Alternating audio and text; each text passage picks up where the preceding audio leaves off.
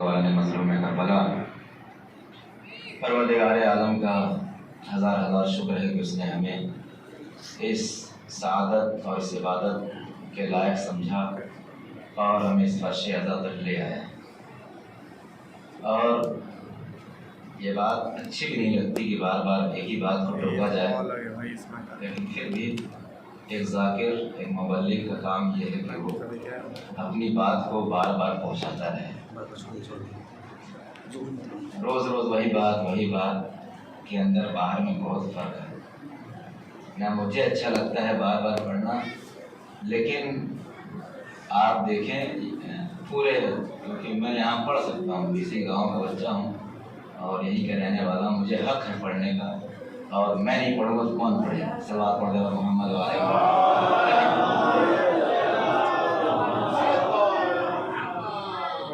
बिल्कुल किसी को मेरी बात बुरी लगे तो मुझे माफ़ कर दीजिएगा। वैसे ये सारा जो है मैंने इस मिंबर की तरफ से और इमाम हुसैन के लिए पढ़ा,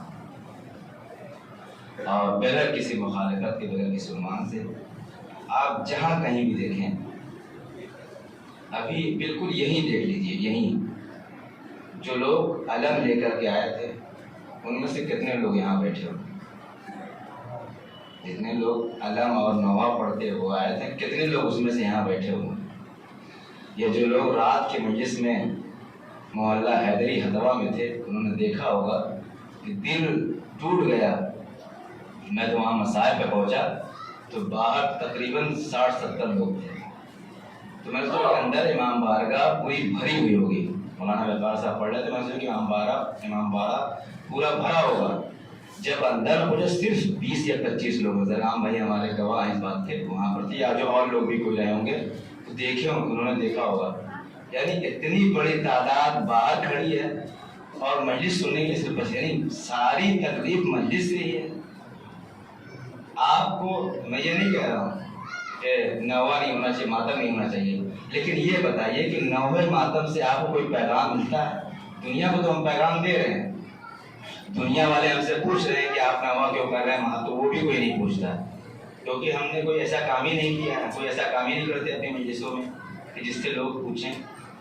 तो आप देख रहे हैं कि पूरी मजलिस में, वैसे ये बातें ज़ाकरी के लिहाज से बहुत ख़राब होती हैं। एक सलवात पढ़ दे मोहम्मद वाले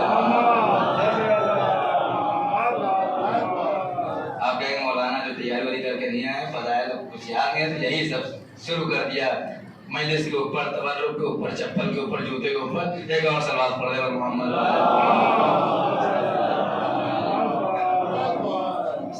लेकिन आप खुद गौर करें, आप देखें रात की मजलिस में अगर आप होते तो जितनी तकलीफ मुझे हुई, कसम खुदा की उम्र से कह रहा हूँ, उतनी ही तकलीफ आपको भी होनी चाहिए कि आखिर मतलब यहाँ से तकलीफ क्या है।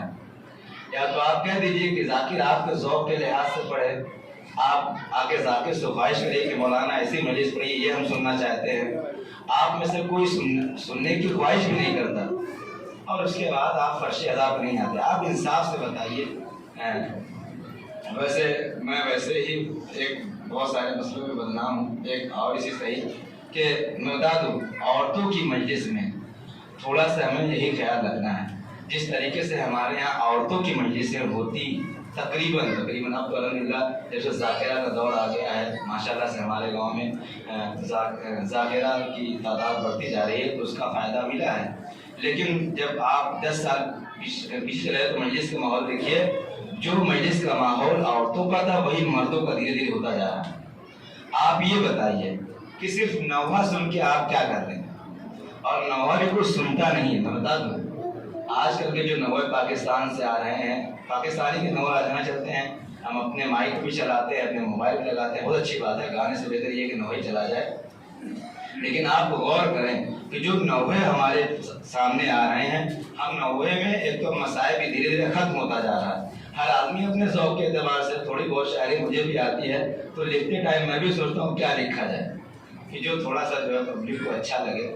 लेकिन नीयत ये होनी चाहिए कि अच्छा उनको लगना चाहिए जिनके लिए आप नवा लिख रहे हैं, जिनके लिए आप नवा पढ़ रहे हैं।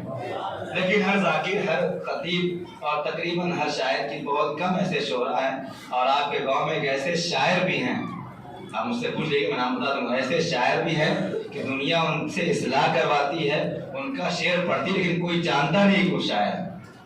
آپ مجھ سے پوچھ لیجیے بتا دوں گا صاحب کا نام. ہے ایسے شاعر کہ لوگ انہیں صرف مولانی سمجھتے ہیں, ان کو نہیں جانتے کہ وہ شاعر نہیں. اس صلوات پڑھنے پر محمد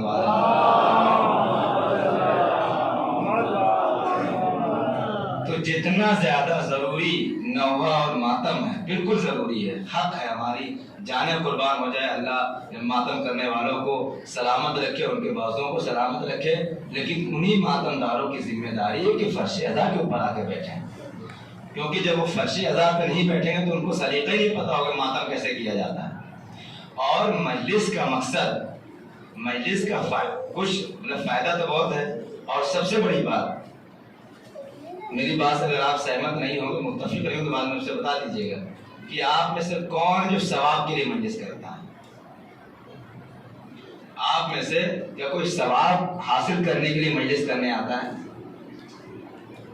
اس ثواب کا تعلق وہاں ہوتا ہے جہاں آپ کو اختیار ہو, آپ چاہے کریں چاہے نہ کریں. بھائی نماز آپ کو پڑھنا ہی پڑھنا ہے, چاہے آپ کا دل کرے یا نہ کرے. آپ کہیں کہ میں نہیں پڑھوں گا, میں ثواب کے لیے پڑھتا ہوں. نہیں, آپ کے اوپر واجب کر دیا گیا, آپ کو پڑھنا ہی پڑھنا ہے. عزاداری بھی ہمارے اختیار میں نہیں ہے, اللہ تعالیٰ نے بی بی زہرا کی دعاؤں سے ہم پیدا ہوئے ہیں. جس طریقے سے ہمارے لیے واجب ہے کھانا کھانا, پانی پینا, اپنے بچوں کی پرورش کرنا, اسی طریقے سے محرم ہماری زندگی کا حصہ ہے. کوئی الگ سے چیز نہیں ہے کہ ہمارا دل چاہے منائے یا نہ منائے. محرم ہمارے جسم کا حصہ ہے. جس طریقے سے ہم اپنے بچوں کو پڑھانے کے لیے پیسہ خرچ کرتے ہیں, جس طریقے سے اگر ہم نے شادی کر لی ہے تو اپنی بیوی بچوں کا خرچ دینا ضروری ہے, اگر ماں باپ زندہ ہے تو ان کی ذمہ داری اٹھانا ضروری ہے, اسی طریقے سے ہر ایک حسینی کے اوپر واجب ہے کہ جب تک وہ زندہ رہے مجلس کرتا رہے. تو اب ثواب تو بہت ملتا ہے, اور ثواب تو غیروں کو بھی ملتا ہے. پھر دوسرے لوگ بھی ثواب کے لیے آتے ہیں کہ رسول اللہ راضی ہو جائیں. یقیناً راضی ہیں, ثواب تو ملنا ہی ملنا ہے, لیکن ہم صرف ثواب کے لیے مجلس میں نہیں ادا کرتے, مجلس میں پڑھتے ہیں, ماتم کرتے ہیں. 20,000 30,000 1 لاکھ 1.5 لاکھ 75 لاکھ تک کی علماء یہاں میں نے سنا ہے کہ بیان کرتے ہیں. شولی محرم میں 60 70 75 لاکھ روپیہ خرچہ ہوتا ہے 2 مہینے 8 دن میں. اتنا پیسہ خرچہ کرنے کے بعد اگر سال بھر میں ہماری قوم کے بچے کو یہ بھی نہیں پتا ہو کہ پنجتن کے نام کون کون سے ہیں, تو یہ افسوس کی بات ہے. اور دھیرے دھیرے جو ہماری جنریشن, جو ہمارے بچے ہیں, وہ برش ازر دور ہوتے جا رہے ہیں.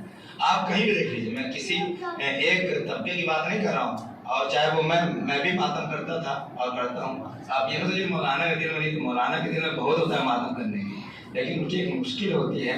اگر وہ ماتم کرنے کی صحیح آواز پھنسی جا رہی ہے, اگر 2 ہاتھ سینے پہ اور مار لیا تو آواز اور پھنس جائے گی. ایک صلوات پڑھ دے محمد والے تو برائے مہربانی دیکھیے, ماتم کرنے میں مزہ تبھی آئے گا, ماتم کرنے میں جوش تبھی آئے گا جب آپ علی کے فضائل کو سنیں گے, حسین کے مسائل کو محسوس کریں گے, تب آپ کو نوحے کا مطلب سمجھ میں آئے گا کہ یہ بیان کیا دیا جا رہا ہے. دیکھیے باتیں بہت سوکھی ہیں, اور سوکھی باتیں آپ سماعت فرما لیجیے مجھ سے. اور ہم نے محرم سے پیغام کیا دیا ہے؟ ہم کہتے ضرور ہیں کہ یہ درس گاہ حسینی ہے, لیکن جو حال اسکولوں کا ہوا وہی حال اس کا بھی ہو گیا ہے. جیسے ہمارے بچے اسکول جانے سے کتراتے ہیں, روتے ہیں اور بھاگتے ہیں. کبھی اسکول سے بھاگ گئے, کبھی گھر سے نکلے کہہ کہ اسکول جانا ہے, اور اپنا یہاں وہاں جنگل میں بیٹھے. یہی حال مجلسوں کو ہو گیا ہے. بیوی بچوں کو, امی ابا کو بتا کے آتا ہے کہ جانا راجے پٹی میں مجلس کرنے, اور کہیں باغ میں بیٹھے ہوئے ہیں, کہیں یہاں بیٹھے ہوئے ہیں, کہیں وہاں بیٹھے ہوئے ہیں. وہ تو اچھا ہے کہ آخر وہ تبرک مل جاتا ہے, لے جا کے گھر دکھا دیتے ہیں کہ مجلس سے آئے ہیں. اور اگر پچھلے سال کی طرف بغیر تبرک والی مجلس ہونے لگے تو ہمارے پاس کوئی پروف ہی نہیں رہے کہ ہم مجلس میں تھے یا نہیں تھے. صلوات پڑھنے پر محمد والے. لیکن بہت اچھی بات ہے الحمدللہ, پچھلی بار ہم نے یہ محسوس کیا کہ جو عزادار مجلس میں آتے ہیں, تبرک میں نے احترام میں پڑھ چکا ہوں. تبرک کی آپ نے مولانا تبرک کے مخالف ہیں.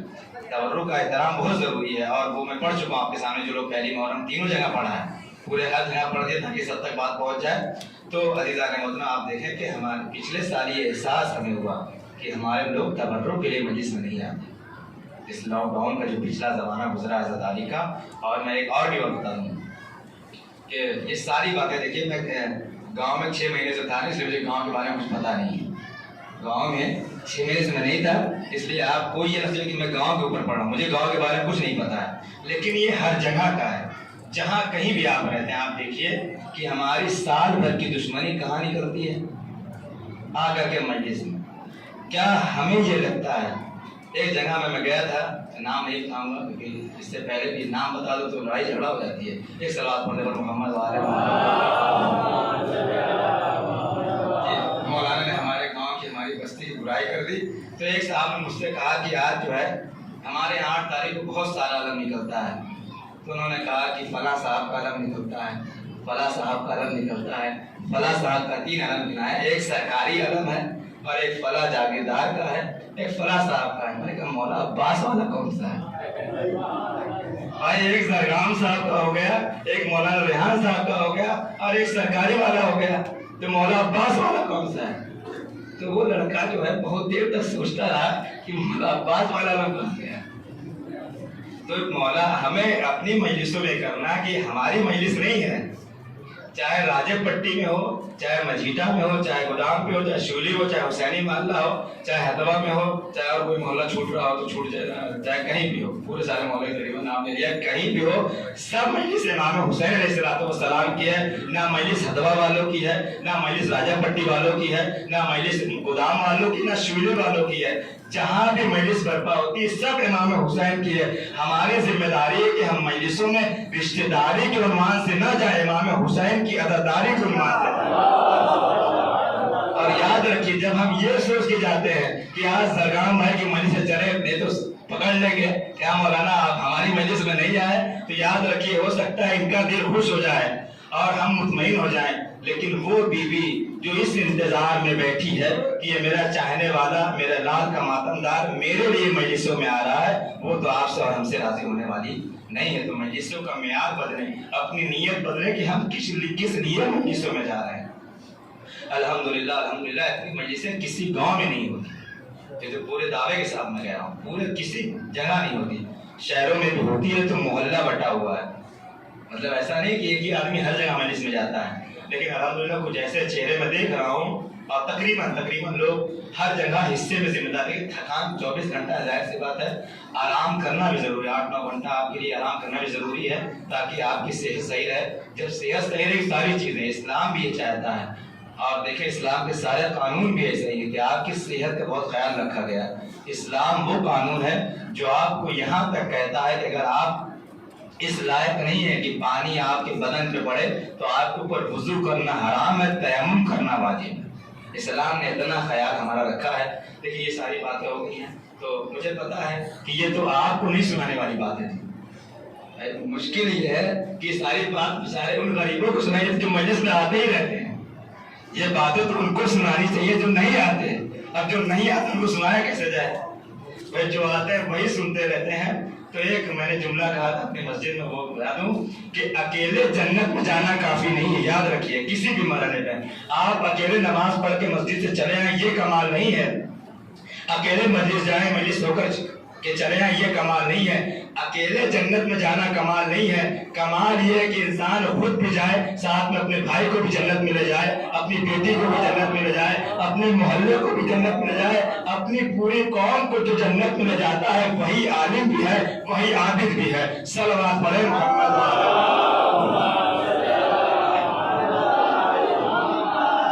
تو ہم مجلس اعزا کا معیار اس کو گھٹائیں نہیں، مجلسوں کو اہمیت دیں.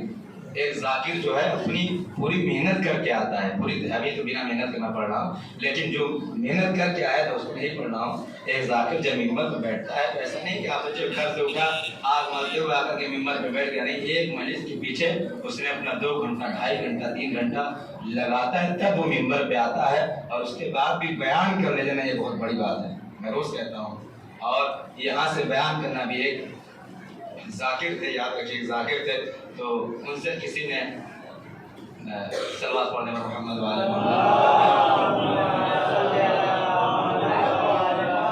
اس واقعے کو میں بھی آخر میں بیان کروں اس لیے کہ وہ مسائل چلا جائے گا. میں شروع کر دیتا تو مسائل ہو جاتا. میں چاہتا ہوں 5 منٹ آپ کے امام حسن علیہ السلام کے بارے میں کچھ بیانی کر دوں. صلوات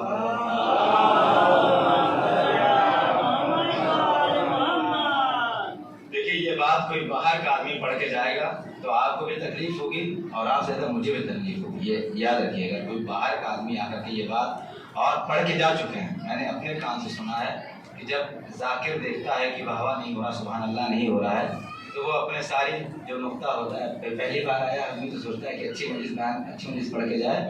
اور اس کے بعد اب آپ یقین مانیے کہ میں اپنی مجلس کی بات نہیں کر رہا ہوں, لیکن 3 بجے رات میں کون سی مجلس ہوتی ہے آپ بتائیے. 3 بجے رات میں کون سی مجلس ہوتی ہے؟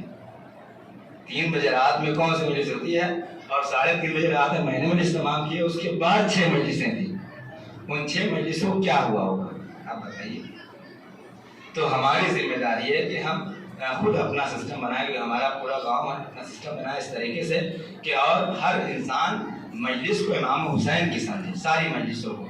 اور جو میں نے اس سے پچھلے سال بھی کہا تھا کہ ہماری ذمہ داری ہے کہ ہم مجلسوں میں شریک ہو. ضروری نہیں ہے کہ آپ جو ہے شولی جائیں, آپ ضروری ہے کہ آپ راجہ پٹی جائیں. جہاں پہنچ سکتے ہیں, جب آپ کو موقع ملے, جہاں آپ پہنچ سکتے ہیں, جہاں آپ حاضر ہو سکتے ہیں, آپ وہاں جائیں اور شہزادی کو ان کے لال کا پرسہ دیں. امام حسن کے بارے میں جو کل میں نے بات بیان کی تھی وہ یہاں تک پہنچی تھی, خود تک بات پہنچی تھی کہ امام حسن کا ایک فضائل یہ ہے. آج کا مرحلہ یہ ہے کہ امام حسن علیہ السلام کو صلوات پڑھیں محمد والا.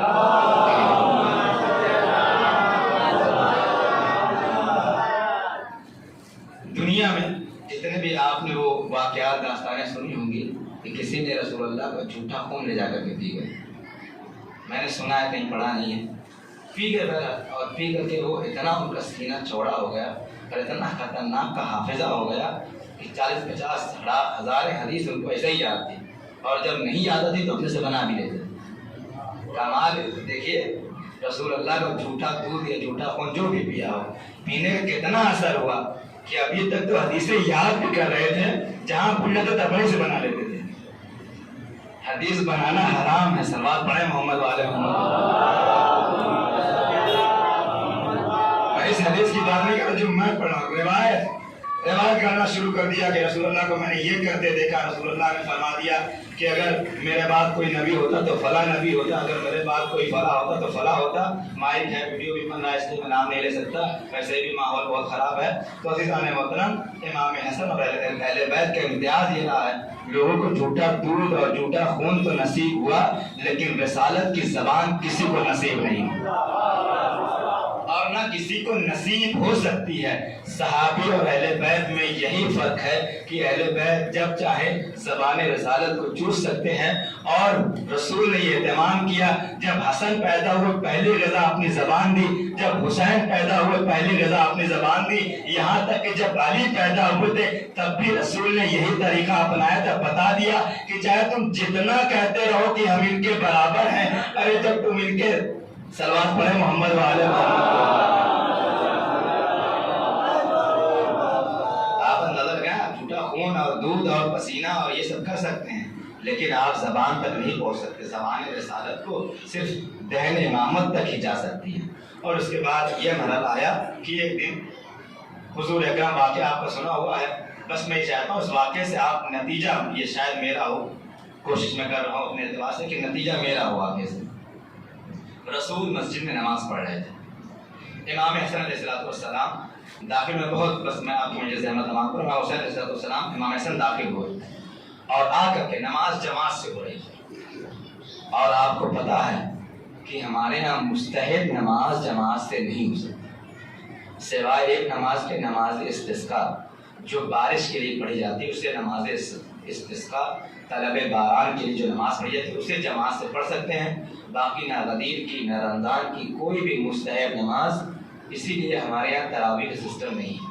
یہ بغیر کسی سے تراویح اسی لیے ہماری پڑھی تھی کہ ہمارے یہاں یہ روایت میں ثابت ہے کہ ہم مستحب نماز کو جماعت سے نہیں پڑھ سکتے ہیں. اس کا مطلب یہ کہ جو نماز رسول پڑھا رہے تھے وہ نماز کون سی تھی؟ واجب نماز تھی. اب پوری مسجد بھری ہوئی ہے, رسول اللہ نماز میں ہیں, سجدے میں ہیں. اتنے میں امام حسین علیہ السلام آ کر کے, امام حسین علیہ السلام کو دونوں امام کے بارے میں روایت ہے, آकर کے پشتے رسول کے اوپر بیٹھ گئے۔ اب جو ہے جو لوگ میرے پیچھے نماز پڑھتے ہیں یا جو ریگولر جہاں نماز پڑھتے ہیں تو آپ کو پتہ ہے کہ مولانا کتنی بار سبحان اللہ کہتے ہیں، تو آپ کا پہلے سے من بنا کہ 3 مرتبہ سبحان اللہ کہیں گے، 1 مرتبہ سبحان ربی الاعلیٰ کہہ کے اڑ جائیں گے۔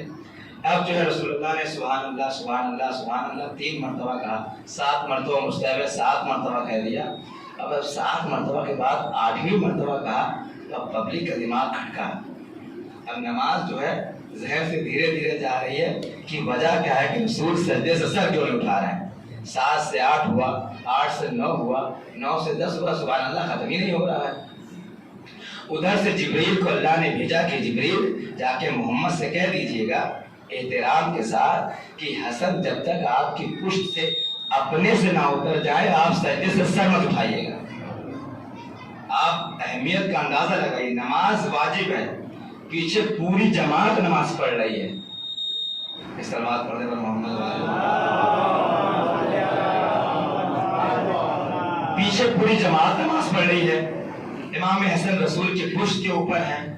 اب صحابیوں کو یہ لگا، کبھی کبھی ایسا بھی ہوتا تھا، صحابیوں کو یہ لگا کہ لگتا ہے کہ وہی نازل ہو رہی ہے، تبھی رسول اللہ سر سجدے سے نہیں اٹھا رہے ہیں۔ اب 2-4 لوگ آپ نے یہ اندازہ آپ کے ساتھ ہو، کبھی کبھی ایسا ہوتا ہے کہ لگتا ہے کہ مولانا اٹھ گئے، جلدی سے آپ نے سر اٹھا لیا۔ اب جنہوں نے اپنا سر اٹھا لیا وہ تو امام حسن کو انہوں نے دیکھ لیا، سر اٹھا لیا واپس سجدے میں۔ اور یہ ضروری ہے، ہمارے یہاں سارا مسئلہ اپنا بیان کرو، اسی بہانے مسئلہ ہی پہنچ جائے۔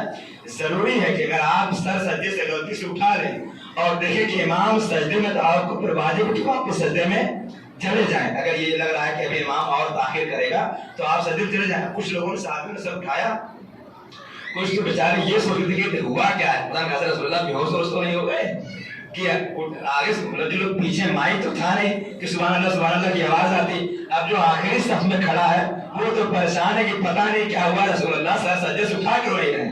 اب کسی کو اٹھ کے دیکھ رہا ہے کہ نہیں ابھی تو کچھ مسئلہ ہے، کوئی بچہ سوار ہے۔ بہرحال امام حسن علیہ السلام کے دل میں آیا کہ اب جو ہے اتر جانا چاہیے، زیادہ اس سے زیادہ وقت نہیں لینا چاہیے۔ امام حسن اتر گئے، لوگوں نے نماز تمام ہو گئی، آ کر کے ہاتھ پڑے، رسول اللہ وہی نازل ہو رہی تھی۔ میں نے کہا بہت کمینے تھے لیکن تھے بہت عجیب، دیکھ چکے تھے۔ اس کے بعد جا کے پوچھ رہے ہیں یا رسول اللہ وہی نازل ہو رہی تھی؟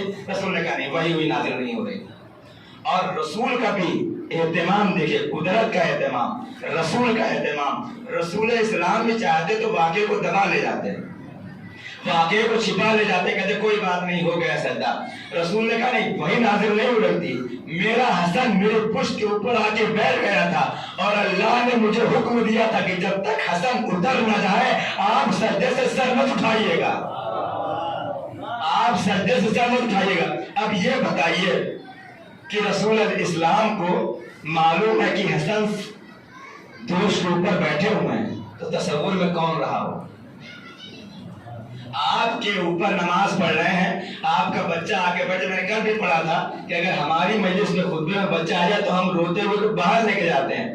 اب اگر ہماری پشت کے اوپر کوئی آ کے بیٹھ جائے، ایک چھوٹا سا کیڑا آ کے بیٹھتا ہے تو فوراً جو ہے ہاتھ پہنچتا ہے اور ہمارا پورا دھیان اللہ سے ہٹ کر کے اس کیڑے اور اس کے اوپر چلا جاتا ہے۔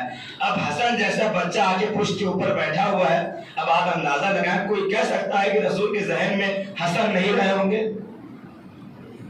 رسول کی فکر کے اندر، رسول کے تصور میں کون ہے؟ حسن ہے، کیونکہ اللہ کا حکم ہے۔ بھائی اگر کوئی مسلمان کہہ دے کہ میں نہیں مانتا رسول محو عبادت تھے تو وہ بات غلط ہے، کیونکہ رسول کو کہا گیا ہے کہ جب تک حسن اتر نہ جائے آپ کو سجدے سے سر نہیں اٹھانا ہے۔ اب رسول انتظار کر رہے ہیں اور انتظار اس بات کی دلیل ہے کہ وہ پورا ذہن اس بات پہ لگا کہ حسن اترے تو سجدے سے سر اٹھایا جائے۔ بات آپ تک پہنچ گئی نہیں؟ کچھ مجھے نہیں پتا، آپ نیند میں تو نہیں اس بات پڑھتے پر محمد بس آخری بات، الحمدللہ 30 منٹ کو اپنے آپ ہو ہی جاتا ہے، ایک صلوات اور پڑھتے پر محمد بس یہ آخری بات۔ اب ذہن رسالت میں کون ہے؟ امام حسن۔ پیچھے صحابہ تو دیکھ دیکھ کے ان کو تو پتہ ہی ہے، اب ہر آدمی یہ نہیں سمجھ رہا کہ سجدہ کیا پڑھے رسول اللہ، وہ تو سوچ رہا ہے کہ جلدی سے حسن اترے تاکہ نماز تمام ہو۔ اور سب یہ مسلم عقیدہ ہے کہ نماز میں خدا کے علاوہ غیر خدا کا تصور لانا ہو سکتا ہے آپ کی نماز کو باطل کر دے۔ نماز میں آپ اپنی بکری کے بارے میں جان بوجھ کے سوچ رہے ہیں، آپ اپنی بھینس کے بارے میں جان بوجھ کے سوچ رہے ہیں، آپ اپنی دکان کا حساب جان بوجھ کے کر رہے ہیں، عمدن آپ اپنے ذہن میں لا کر سجدے میں ہیں۔ کبھی کبھی ہماری بھول جو کسی وجہ سے ہو جاتی ہے کہ ہمارا ذہن بھٹک جاتا ہے۔ اگر جان بوجھ کر کے عمدن آپ غیر خدا کا تصور اپنی نماز میں لے کر کے آئیں گے تو یاد رکھیے نماز آپ کی باطل ہو جائے گی۔ اور دنیا یہ بھی جانتی ہے کہ حسن اور حسین خدا نہیں ہے۔ بہت توجہ، دنیا یہ جانتی ہے کہ حسن اور حسین خدا نہیں ہے۔ نماز میں غیر خدا یعنی خدا کے علاوہ کسی اور چیز کا تصور لانا نماز کو باطل کر دیتا ہے۔ اب رسول سے پوچھے کہ یا رسول اللہ یہ بتائیے آپ کے ذہن میں بھی حسن، صحابہ کے ذہن میں بھی حسن، آپ کی نماز کا عالم کیا ہوا، آپ کی نماز کا حال کیا ہوگا؟ رسول آواز دیں گے میں دنیا کو یہی بتانا چاہتا ہوں کہ ذکر حسن اور ذکر خدا میں یعنی اس کائنات میں کچھ ایسے لوگ بھی ہیں جو خدا تو نہیں ہے لیکن خدا کے صفات کو لیے بیٹھے ہوئے ہیں۔ اگر ان کا نام نماز میں لیا جائے تو نماز افضل ہو جاتی ہے، اگر ان کا تصور ذہن میں آ جائے تو نماز افضل ہو جاتی ہے۔ روایت میں موجود ہے کہ اگر تمہیں رونا آتا ہے دنیا کے نام کے اوپر تم نماز میں نہیں رو سکتے، لیکن اگر حسین کے نام کے اوپر تمہاری نماز میں ایک قطرہ آنسو نکل آئے تو تمہاری نماز کا ثواب 70 گنا بڑھ جاتا ہے۔ صلی اللہ علیہ محمد علیہ